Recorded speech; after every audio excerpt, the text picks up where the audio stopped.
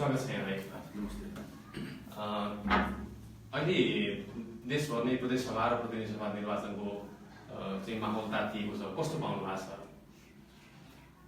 पहिलो चरणमा मङ्सिर 10 गते 32वटा जिल्लाको 37वटा निर्वाचन क्षेत्रमा निर्वाचन सम्पन्न भएको छ र अब बाँकी निर्वाचनहरू यो मङ्सिर 21 गते सम्पन्न हुन गएका छ। पहिलो चरणको निर्वाचनमा 37वटा सिटमध्ये नेकपा एमाले सहितको वाम गठबन्धनले 30 भन्दा बढी सिट जित्ने हामीले अनुमान गरेका छौँ र टोटलमा हामी दुवै चुनाव सम्पन्न गरिसक्दाखेरि वाम प्रगतिशील गठबन्धन, कतिपय ठाउँमा प्रजातान्त्रिक अन्य शक्तिहरू पनि यो गठबन्धनमा छन्, राष्ट्रवादी शक्तिहरू पनि यो गठबन्धनमा छन्। त्यो सबै गठबन्धनको जोड्दाखेरि हामी सहज ढङ्गले 2/3 बहुमत यो निर्वाचनमा ल्याउन सक्छौँ। देशभरि एउटा सकारात्मक माहौल वाम प्रगतिशीलहरूको पक्षमा आइरहेका छ। हामीले इतिहासको एउटा नयाँ कालखण्डमा आइपुगेका छौँ। इतिहास बदल्दैछ, नेपालको राजनीतिक आन्दोलनको इतिहास बदलिँदैछ र अबको नेपालको राजनीतिको अगुवाई कमसेकम पनि अर्को 50 वर्ष नेपालका वाम प्रगतिशील शक्तिहरूको नेतृत्वमा नेपालको राजनीति जाँदैछ।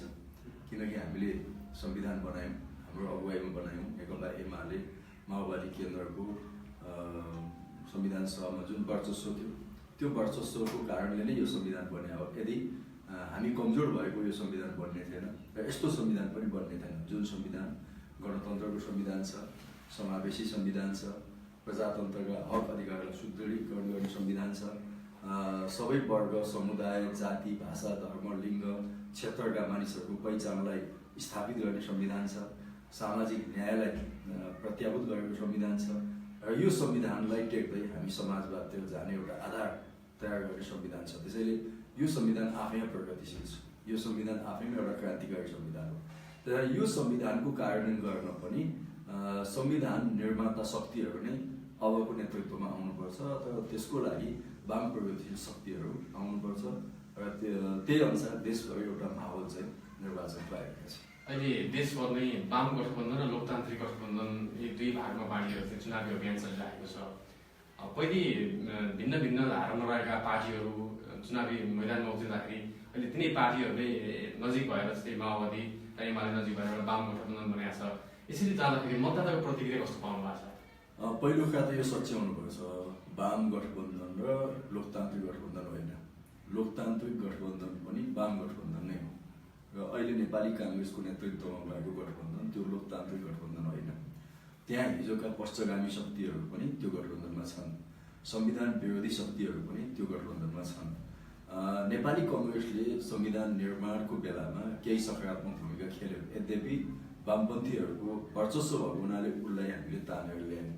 तर आजका समग्र परिवर्तन नेपाली काङ्ग्रेसको चाहना होइन। त्यसकारण उसले बनाएको गठबन्धन यो लोकतान्त्रिक गठबन्धन भनेर त्यसलाई नामाकरण गर्नु हुँदैन। त्यो एउटा दक्षिणपन्थी गठबन्धन हो, यथास्थितिवादी गठबन्धन हो। लोकतान्त्रिक गठबन्धन पनि वामपन्थीहरूकै गठबन्धन हो, किनभने आजको दिनमा लोकतन्त्रप्रति सबैभन्दा प्रतिबद्ध यो देशमा कोही छ भने वामपन्थीहरू छन्। किनकि तपाईँहरूलाई थाहा छ, सबै श्रोताहरूलाई थाहा छ, नेपालको संसदीय आन्दोलन, लोकतान्त्रिक आन्दोलनको इतिहासमा निर्वाचित संसदलाई रक्षा गर्न नसक्ने त्यो नेपाली काङ्ग्रेसै हो। 15 सालको संसदको रक्षा काङ्ग्रेसले गर्न सकेन, उसँग 2/3 बहुमत थियो। 56 सालपछि 59 सालमा संसद विघटन गरेर प्रजातन्त्रलाई लगेर ज्ञानेन्द्रको पाउमा बुझाउने नेपाली काङ्ग्रेस हो। त्यस्तो पार्टी कसरी लोकतान्त्रिक हुन सक्छ? त्यसैले उसले बनाएको गठबन्धन लोकतान्त्रिक होइन, त्यो सच्याउनु पर्छ। मिडियामा त्यो ढङ्गले गएको छ, त्यो होइन र त्यसलाई लोकतान्त्रिक गठबन्धन भन्न मिल्दैन। नेपालका वामपन्थीहरू नै साँचो अर्थमा लोकतन्त्रवादी हुन्। जनताको अधिकारका निम्ति लडे, बोल्ने, लेख्ने, सङ्गठन गर्ने स्वतन्त्रताको निम्ति लडे, सबै वर्ग, समुदाय, जाति, धर्मको अधिकारको निम्ति वामपन्थीहरू लडेका छन्। किसान मजदुरहरूको निम्ति वामपन्थी लडेका छन्, प्रेस स्वतन्त्रताको निम्ति वामपन्थी लडेका छन्, मान्छेको मानव अधिकारको निम्ति वामपन्थी लडेका छन्, मान्छेका सम्पत्तिको अधिकारमाथि अधिकार हुनुपर्छ भन्ने मुद्दा वामपन्थीहरूले उठाएका छन् भने वामपन्थीहरू नै नेपालको सन्दर्भमा लोकतन्त्रवादी पनि हुन्। त्यसैले यो हामीले बनाएको वाम गठबन्धन एकातिर वामपन्थीहरूको गठबन्धन हो, अर्कोतिर प्रगतिशील शक्तिहरूको गठबन्धन हो, अर्कोतिर यो देशभक्त शक्तिहरूको गठबन्धन हो र साथसाथै यो चाहिँ प्रजातन्त्रवादी शक्तिहरूको पनि गठबन्धन हो, जसलाई हामीले वाम प्रगतिशील गठबन्धन भनेर भनेका छौँ। त्यो गठबन्धन अब नेपालमा मूलत यी दुईटा गठबन्धनहरू नै अगाडि बढ्छन्। एउटा दक्षिणपन्थी यथास्थितिवादीहरूको हुनेछ, तिनीहरूको उद्देश्य मुलुकलाई अगाडि लानु होइन, पछाडि धकेल्नु हो। हाम्रो उद्देश्य मुलुकलाई अगाडि लानु हो। त्यसैले यसमा भिन्नता छ र यो भिन्नतालाई बुझेर देशभरका मतदाताहरूले अग्रगमनको पक्षमा, प्रगतिको पक्षमा, नेपालको राष्ट्रिय एकतालाई सुदृढ गर्ने पक्षमा, न्याय र समानताको पक्षमा, सामाजिक न्यायको पक्षमा वाम प्रगतिशील र लोकतान्त्रिक शक्तिहरूको एउटा संयुक्त मोर्चा जुन छ वाम प्रगतिशील गठबन्धन, त्यसलाई मत हाल्नु पर्दछ। अहिले चुनाव आउनु लगभग 5 दिन मात्र बाँकी छ। यो अवस्थामा मतदाताहरू मतदान गर्न एक हिसाबले उत्साहित भएर पनि लागिरहनु भएको छ। गाउँ गाउँबाट पनि मतदाताहरूको एक खालको चाहिँ सकारात्मक प्रतिक्रिया आइरहेको छ, किनकि प्रदेश सभा र प्रतिनिधि सभाको निर्वाचन मुखमै आइसक्यो भने उहाँहरू पनि चाहिँ मतदानमा जानको लागि एकदम आतुर भएर बसिरहनु भएको छ। यो अवस्थामा अहिले मतदाताहरूले वाम गठबन्धनका उम्मेदवारलाई भोट हाल्नुपर्ने मुख्य आधारहरू चाहिँ के हुन्छ? अब तपाईँसँग आज म धनकुटामा बोलिरहेको छु। देशभरि नै एउटा माहौल जुन आइरहेको छ, किन वाम प्रगतिशीलहरूको पक्षमा भोट हाल्ने, आज यो बहस पनि भइरहेको छ। पहिलो कुरा त हामीले यो संविधानको कार्यान्वयनको कुरा महत्त्वपूर्ण कुरा हो। संविधान हामीले बनायौँ, हाम्रा प्रतिनिधिले बनाए र नेपाली जनताको निम्ति बनाए र यसको रक्षा यो देशका वाम प्रगतिशील शक्ति बाहेक अरूले गर्न सक्दैन। पहिलो कुरा त्यो संविधानको रक्षा गर्नु, संविधानको सम्वर्धन गर्नु र संविधानको कार्यान्वयन गर्दै नेपाली समाजलाई एउटा अग्रगतितिर लानु, त्यो उद्देश्य वाम प्रगतिशीलको उद्देश्य भएको हुनाले त्यसमा भोट हाल्नु। अर्को, हामीले संविधानबाट जुन अधिकारहरू प्राप्त गरेका छौँ, मूलत राजनीतिक हक अधिकार प्राप्त गरेका छौँ। अब नेपाली समाजका आर्थिक विषमताहरू, विभेदहरू र सामाजिक विभेदहरूलाई हटाउँदै एउटा समतामूलक र सामाजिक न्यायमा आधारित नेपाली समाज निर्माण गर्नु, त्यो प्रगतिशीलहरूको वामपन्थीहरूको उद्देश्य हो। त्यसो हुँदा यहाँ जसरी धनी र गरिब बिचको खाडल बढ्दै गएको छ, त्यो खाडललाई कम गर्नु र माथिल्लो वर्गलाई प्रोत्साहन गर्दै राष्ट्र निर्माणमा उनीहरूको लगानीलाई वृद्धि गर्नु, मध्यम वर्गलाई काम गर्ने वातावरण बनाउनु र उनीहरूलाई देशको निर्माणको निम्ति अनुकूल वातावरण बनाइदिनु र तल्लो वर्गलाई संरक्षण गर्नु र उसको गरिबी, अशिक्षा र स्वास्थ्यका समस्यालाई हल गर्नु। यसरी देशभरि एउटा पुँजीको परिचालन गर्दै राष्ट्रिय पुँजी निर्माण गर्ने, औद्योगिक पुँजीको निर्माण गर्ने, त्यसको माध्यमबाट रोजगारीहरू सिर्जना गर्ने र नेपालमा भएको आर्थिक र सामाजिक विभेदहरूलाई हटाउँदै एउटा समतामूलक र न्यायमूलक समाज निर्माण गर्नु, त्यसका निम्ति वामपन्थीहरूलाई भोट हाल्ने हो। अर्कोतिर नेपालको राष्ट्रियता कमजोर हुँदै गएको छ। हामीले देख्यौँ संविधान बनाउँदा प्रोत्साहन गर्नुपर्ने, खुसी व्यक्त गर्नुपर्ने, हामीलाई शुभकामना दिनुपर्ने कतिपय हाम्रो विदेशीहरूले हामीमाथि नाकाबन्दी लगाए, हामीमाथि पटक पटक घुँडा टेकाउन कोसिस गरेका छन्। नेपालको इतिहासमा जहिले पनि नेपालका वामपन्थीहरूले, प्रगतिशील शक्तिहरूले नै नेपालको राष्ट्रियताको झन्डा पनि उठाएका छन्, देशभक्तिको झन्डा पनि उठाएका छन्।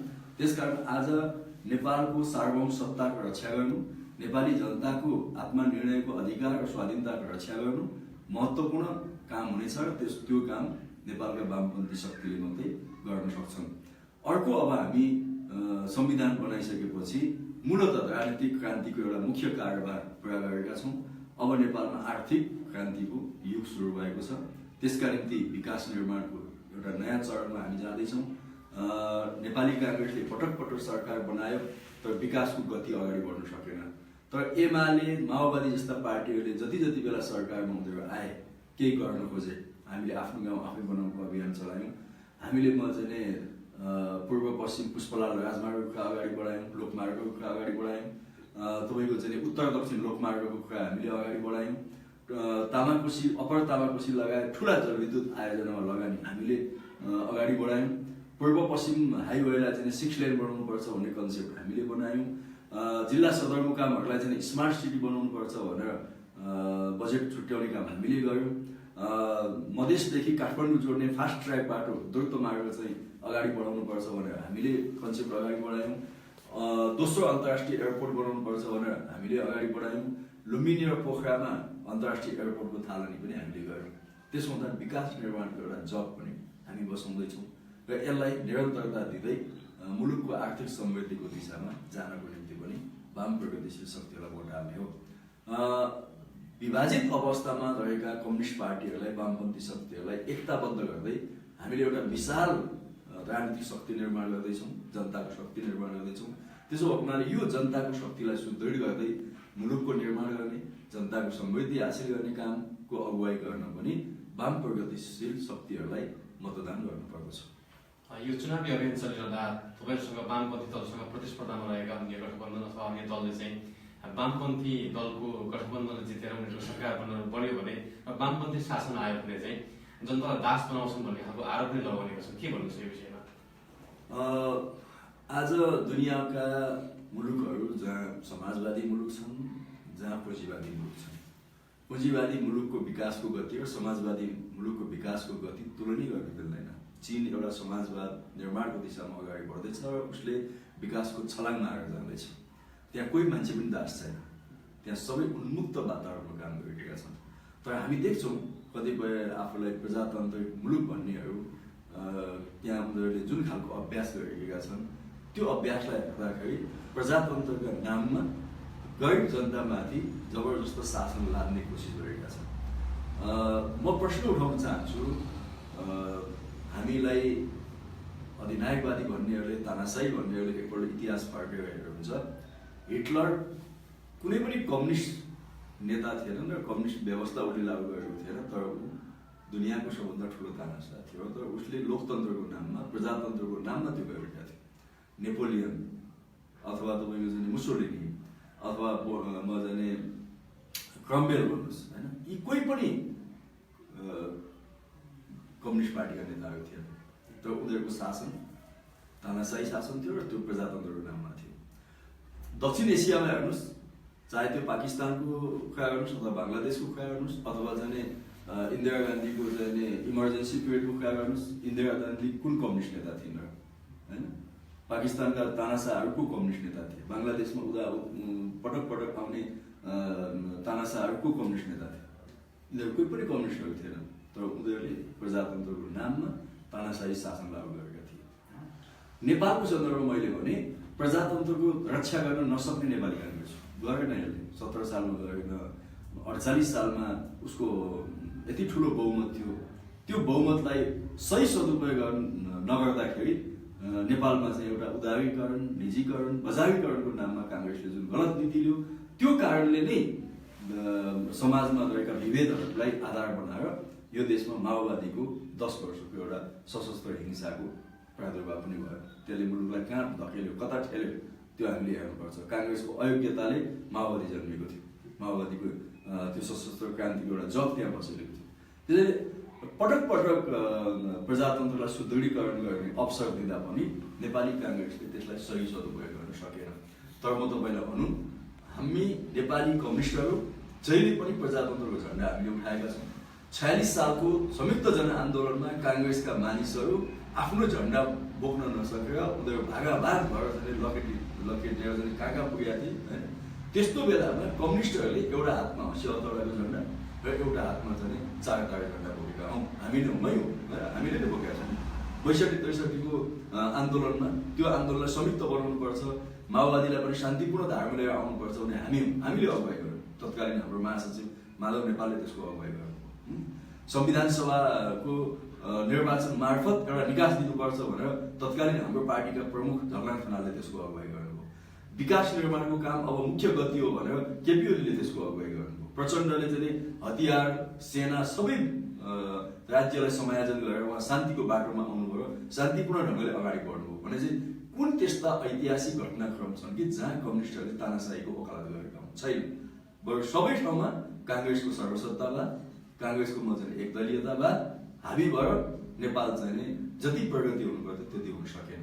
त्यसैले काङ्ग्रेसले यो कुरा बुझ्नुपर्छ कि अब प्रजातन्त्रको झन्डा काङ्ग्रेसको हातमा छैन, प्रजातन्त्रको झन्डा हाम्रो हातमा छ। हामी त्यसलाई झुक्न दिँदैनौँ, अगाडि बढाउँछौँ। स्थानीय तह निर्वाचनमा धनकुटाका 7वटै स्थानीय तहमा नेकपा एमाले विजय प्राप्त गरेका छ। यो देशभर नै फरक खालको र एउटा चाहिँ एमाले उल्लेख गर्ने खालको चाहिँ एउटा चाहिँ विजय पनि प्राप्त भएको छ। यो अवस्थामा धनकुटालाई एमाले केन्द्रले कुन हिसाबले हेर्ने गरेको छ? म आज धनकुटा आएँ यहाँको कार्यक्रममा भाग लिनको लागि। यसमा नेमा पनि आएँ कि धनकुटाका एमाले साथीहरूलाई सलाम गर्न आएको, जसले नेकपा एमालेको इतिहासमा एउटा दैलो उदाहरण उहाँहरूले प्रस्तुत गर्नुभयो। स्थानीय तहमा अभूतपूर्व विजय हासिल गर्नुभयो यहाँका पार्टी अध्यक्ष राजेन्द्र राईको नेतृत्वमा।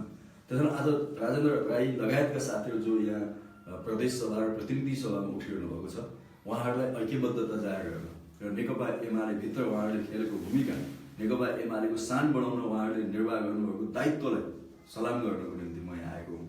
त्यसो हुँदा पार्टी केन्द्रको एउटा सचिवको हिसाबले पनि धनकुटाको एमाले प्रति हामीलाई गर्व छ र धनकुटाको एमालेलाई पुरस्कृत गर्नुपर्छ नेकपा एमाले भन्ने मेरो मान्यता छ।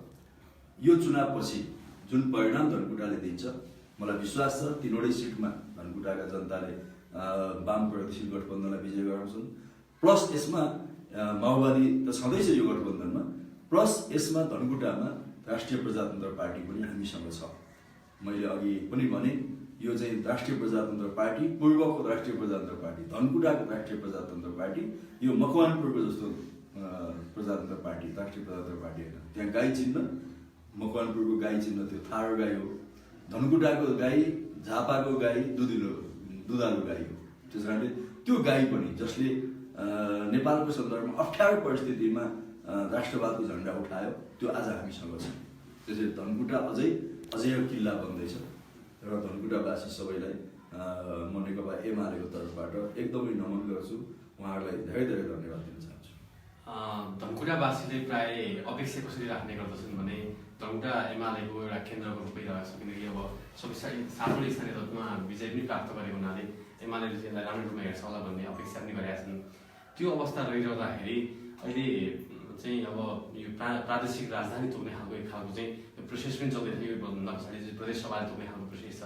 त्यसमा यो क्षेत्रबाट वामपन्थी उम्मेदवारहरूले जित्दाखेरि अथवा चाहिँ प्रदेश सभाको भूमिकामा धनकुटालाई प्रादेशिक राजधानी बनाउन सक्ने जुन खालको यहाँका चाहिँ मतदाताहरूको एक खालको चाहिँ चाहना छ प्रदेशिक राजधानी बनोस् भन्ने खालको, त्यसलाई कसरी सम्बोधन गर्नुहुन्छ? धनकुटाको विशेष गरी नेकपा एमाले र यहाँका पार्टी अध्यक्ष राजेन्द्र राईले जुन बहस अगाडि बढाउनु भएको छ, धनकुटालाई प्रदेश नम्बर 1 को राजधानी बनाउनुपर्छ भन्ने, त्यो बहसप्रति हाम्रो समर्थन छ। प्रदेशको राजधानी प्रदेश सभाले तोक्छ, प्रदेश सभा गठन हुँदैछ, आउने 10-15 दिनमा त प्रदेश सबै बन्दैछ लगभग, त्यसले नै त्यसमा बहस छलफल चलाउँछ। अब हामी पार्टीको हिसाबले पनि राजधानीको उपयुक्त ठाउँ कहाँ हुनसक्छ त्यसको बहस हामी पार्टीभित्र पनि गर्छौँ। धनकुटा पूर्वाञ्चलको एउटा केन्द्र थियो पहिले, होइन, यो पुरानैदेखि एउटा केन्द्र भएको हुनाले धनकुटाले त्यो माग गर्नु, दाबी गर्नु अनुचित होइन, त्यो स्वाभाविक हो। अब हामी राजधानी भनेर जस्तो चाहिँ पहिले हुन्छ नि काठमाडौँलाई राजधानी भने चाहिँ सारा शक्तिको केन्द्र काठमाडौँलाई बनाउने, त्यो कन्सेप्टबाट हामी मुक्त हुनुपर्छ। राजधानी भनेको कुनै एउटा पर्टिकुलर भूगोललाई तोके पनि त्यसका अधिकारहरू चाहिँ विभिन्न ठाउँमा प्रक्षेपण गर्नुपर्छ, होइन। यहाँ धनकुटालाई केही प्रशासनिक केन्द्र बनाउन सकिएला यो प्रदेशको, इटरीलाई केही हिसाबले डेभलप गर्न सकिएला, धरानलाई कुनै अर्को इभेन्टमा डेभलप गर्न सकिएला, विराटनगरलाई अर्को इभेन्टमा डेभलप गर्न सकिएला, झापालाई अर्को कुनै पक्षबाट चाहिँ राजधानीसँग नजिक, प्रदेशको राजधानीसँग नजिक ल्याउन सकिएला। यस हिसाबले हामी छलफल गर्दैछौँ। धनकुटा अनुपयुक्त ठाउँ होइन, उपयुक्त ठाउँ हो। भौगोलिक हिसाबले पनि यो एउटा सेन्टर नै छ। अब मौसमको हिसाबले पनि यो न त्यति जाडो न त्यति गर्मी, एउटा राम्रो मौसम पनि हुन्छ। अहिले हतार गरेर हामी यो ठाउँ चाहिँ राजधानी हुन्छ, यो ठाउँ हुँदैन भनेर अहिले हामी त्यो भन्दैनौँ, होइन। सबै ठाउँका राजधानीका मागहरूलाई हामी चाहिँ सकारात्मक ढङ्गले लिन्छौँ। इटरीमा पनि भनिरहनु भएको छ, धरानको साथीले भनिरहनु भएको छ, विराटनगरले पनि भनिरहेका छ। अब झापाले त झन् केपी ओलीको चाहिँ जिल्लामा राजधानी नबनाए कहाँ बनाउने भन्छन् झापाका एमालेहरू। त्यसैले हामीले यो ठाउँमा राजधानी हुन्छ, यो ठाउँमा हुँदैन भनेर अहिले भन्ने बेला भएको छैन। सबैका मागहरूप्रति हाम्रो सम्मान छ। धनकुटाप्रति हाम्रो ज्यादा सहानुभूति हुन्छ, किनकि अघि मैले भने उपयुक्तता सबै हिसाबले अब त्यसलाई प्रदेश सभाले उपयुक्त बहस छलफलको आधारमा टुङ्ग्याउँछ। अवश्य पनि राजधानीको झल्को दिने केही कामहरू धनकुटामा गर्नुपर्छ। हामी कुराकानीको अन्तिम चरणमा छौँ। अन्तमा तपाईँ छिमेकी जिल्ला ताप्लेजुङबाट प्रतिनिधि सभामा उम्मेदवार हुनुहुन्छ, चुनावी प्रतिस्पर्धा पनि हुनुहुन्छ। हाम्रा दर्शकहरूलाई बताइदिनुहोस्, तपाईँलाई ताप्लेजुङवासीले किन मतदान गर्ने? गइनै सक्यो। मतदान गरि नै सक्यो मलाई त राम्ररी मानेर यसले ताप्लेजुङमा केही गर्न सक्छ भनेर नि होला धेरैभन्दा धेरैले मलाई फोन गरेर हामीले मतदान गरेका छौँ भनेर मलाई भनेका छन्। जुन पार्टीका मानिसहरूले मलाई मतदान नगर्लान् भन्ने ठानिएको थियो अरू पार्टी भनौँ न एमाले माओवादी बाहेक उहाँहरूको पनि ठुलो सङ्ख्याले मलाई मतदान गरेको सङ्केत गर्नुभएको छ। उहाँहरूले फोनबाट भन्नुभएको छ हाम्रो मत दिएका छौँ, जिल्ला राम्रो बनाउनुहोस्, विकास गर्नुहोस्, अगाडि बढ्नुहोस्, हाम्रो पनि अगुवाई गर्नुहोस्, सबै पार्टीहरूलाई समेटेर लानुहोस् भनेर उहाँहरूले मलाई शुभकामना दिनुभएको छ। ताप्लेजुङवासीहरूको एउटा सद्भाव माया ममाथि छ, त्यसलाई मैले सम्मानका साथ त्यसको चाहिँ सही सदुपयोग गर्नुपर्छ भन्ने मलाई लाग्छ।